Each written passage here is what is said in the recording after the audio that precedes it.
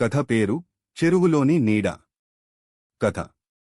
పలువురేళ్ల క్రితం వీరన్నగూడెం అనే ఒక చిన్న గ్రామం ఉండేది. ఆ ఊర్లో ఒక పాత చెరువు ఉండేది. ఆ చెరువుని గురించి గ్రామంలో భయంకరమైన కథలు ఉండేవి. రాత్రి తర్వాత అక్కడికి వెళ్తే నీడలు మాట్లాడతాయి అని అందరూ భయపడేవారు.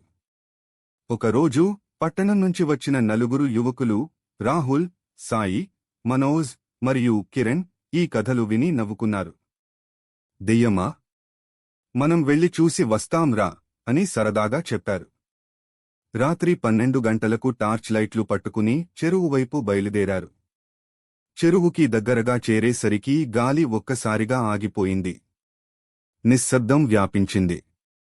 కాని నీటిలో చిన్న తరంగం కదిలింది. ఎవరైనా ఉన్నారా అని రాహుల్ అరిచాడు.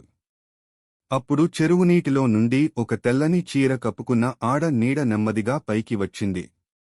ఆమె ముఖం కనిపించలేదు, కాని కళ్ళు ఎర్రగా మెరిశాయి.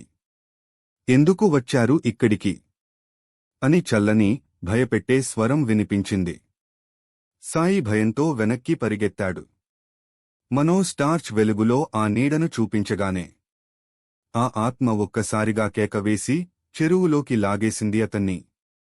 తరువాత రోజు ఉదయం గ్రామస్తులు చెరువుకి వెళ్లి చూశారు. మనోజ్ కనిపించలేదు. కాని చెరువు నీటిమీద ఎర్రని చీర తేలుతూ ఉంది. ఆ రోజునుంచి ఆ ఊరిలో ఎవరూ రాత్రి చెరువు దగ్గరికి వెళ్లరు. ఎందుకంటే అందరూ చెబుతారు, ఆ నీడ ఇంకా తన బలిని వెతుకుతూనే ఉంది. మోరల్ సందేశం: భయంకరమైన ప్రదేశాలతో సరదాగా వ్యవహరించకూడదు. కొన్ని కథలు కేవలం కథలు కావు, అవి నిజమైన హెచ్చరికలు. మా స్టోరీ మీకు నచ్చితే లైక్, షేర్, కామెంట్ చేసి ఇలాంటి ఇంట్రెస్టింగ్ స్టోరీస్ కోసం మా ఛానల్ని సబ్స్క్రైబ్ చేసుకోండి.